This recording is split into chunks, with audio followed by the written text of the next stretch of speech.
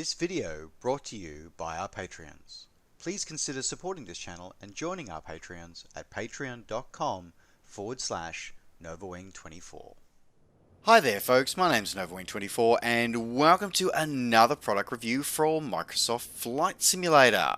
So today we are having a look at the recently released rendition of, well actually it's not so recent now, it was actually pretty much day one launch almost, pretty much this one, from Flightbeam Studios of their rendition of Denver International Airport, or KDEN. So, first of all, I'm going to say that this review is kind of close to my heart, this one, because this is an airport that has got a lot of memories for me. I've transited through here a few times, and was the airport that I arrived at and departed from when I spent some time in Denver, living in Denver for a while. So yeah, I've got a lot of fond memories for this. I've always loved this airport. The airport is so... Its layout is fascinating with these sort of three very distinct terminals, and you have to get like a subway between them, and it's just really such a really fascinating airport. Now, Flightbeam Studios have got a bit of a pedigree with doing this one. So they're sort of obviously a developer that's been around for a long time, very, very highly rated. They've also done KDEN previously for the ESP sims in the past. So it'd be interesting to see how they take their renditions of the past and how they move it into the new simulator. So let's probably get started by doing some direct comparisons of some of the terminal buildings. So going along the cargo terminal here, we can see that they've removed a lot of the detritus and a lot of the normal content and the sort of the background sort of clutter of a freight terminal. They've updated the textures of the buildings to actually show the correct signage and stuff like that. It is great to see a few more trucks around, but a lot of the airside sort of baggage containers and baggage holders, they're all missing now, which is actually... It takes away a lot of the feeling of the actual sort of airport and aliveness of the airport. There's also seems to be a lot more vehicle traffic, which is portrayed in the photo reel, which is just missing and is just no longer here. The not matching up of the markings on the ground to the photo reel as well. That's also, it's very, very off-putting, and just generally the whole quality of the photo reel that this sits on is just. It's awful. It really, really is, which is really, really disappointing. Particularly considering the quality of the base sim one as well, and the fact that all the tools are here to do it, but it's just not done. It's just not here.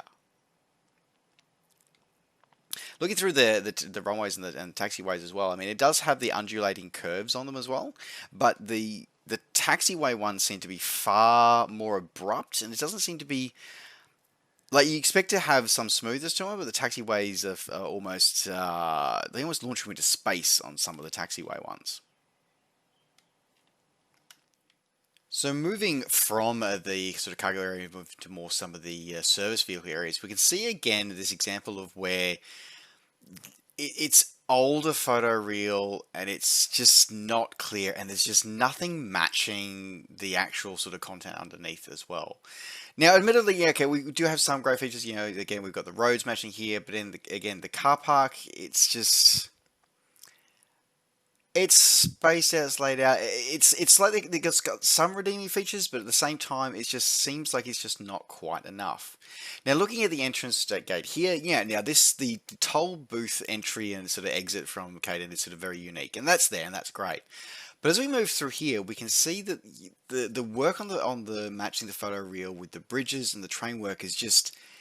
It's just not there. Like, again, we've got small details. Okay, we've got the sol panels there, but the railway bridge isn't even close to matching the photo reel. The train masking is not correct. And it's just, again, it's just this fall down of this satellite imagery and aerial imagery that doesn't even, is not as good as the default sim.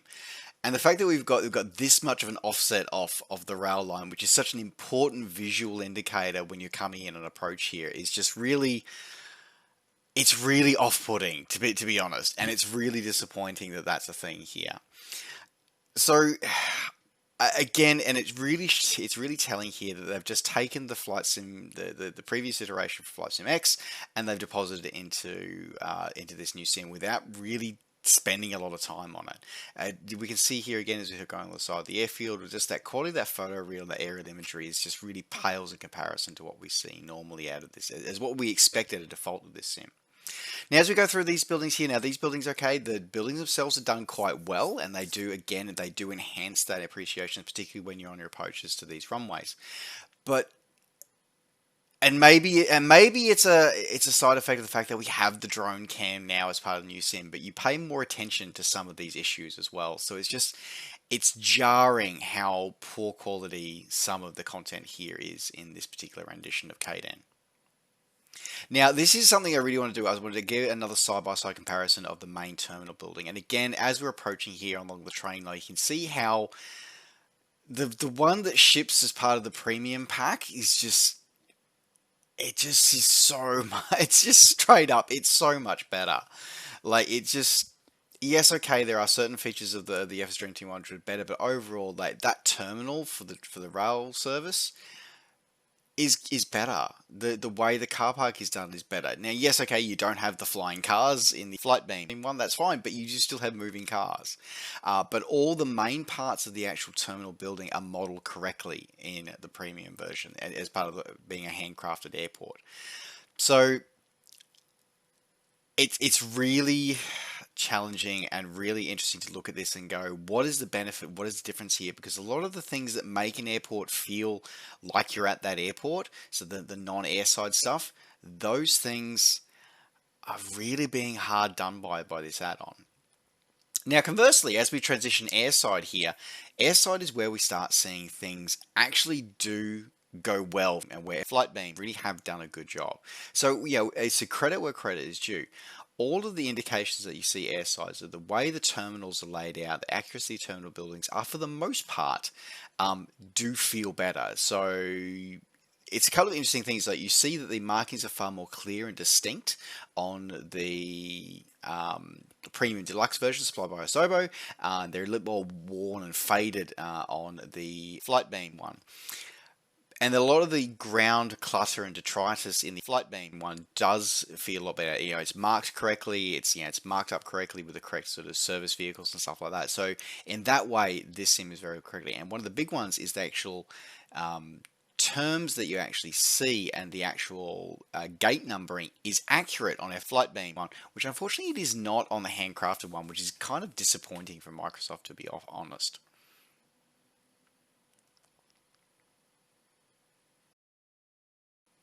Now, again, to get in that is closer down in view here that we can see down here on the Flightbeam version. So again, as I was talking about before, you got these a lot more clarity of ground markings. The ground markings are a lot more accurate, laid out correctly, and showing you all the things you actually see. Now, I can verify this because I've actually been to this airport and spent time here.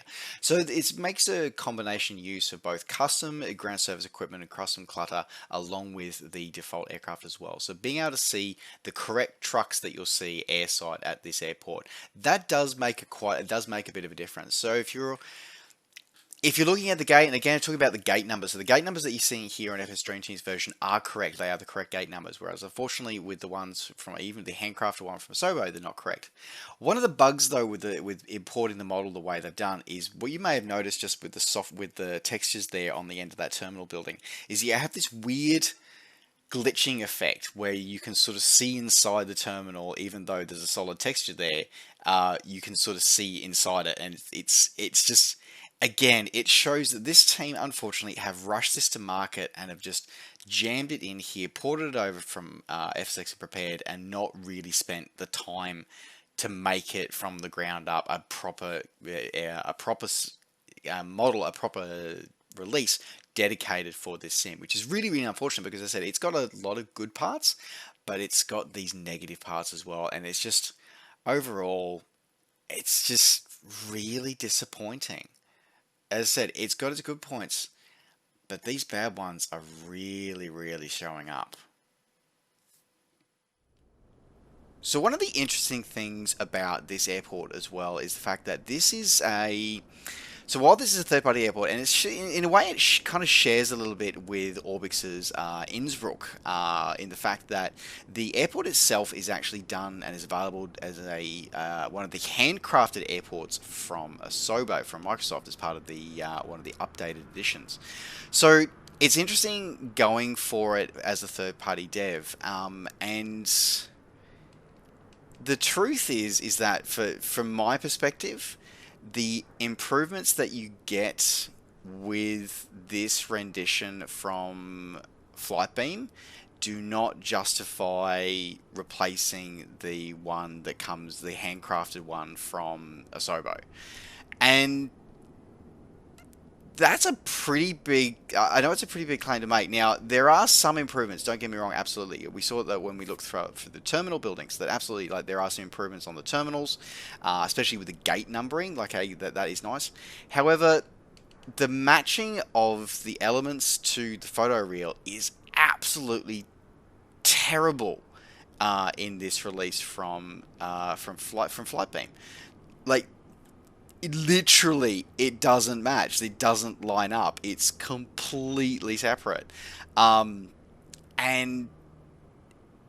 the look of the scenery and the way it looks, and even when you're on approach, like the way the photo reel blends into the terrain and the way the runway is lined up, even the taxiways when you're taxiing along them, they are just, they don't follow the contours properly. And to their credit, the team at Flightbeam have acknowledged, and they've said that yes, there are some issues with smoothing of the taxiways, but they've put the blame on Asobo rather than taking responsibility themselves, and that's really, that's a cop out. That is an absolute cop out, considering, as I said, that the version from Asobo, that's the handcrafted version, doesn't have these issues.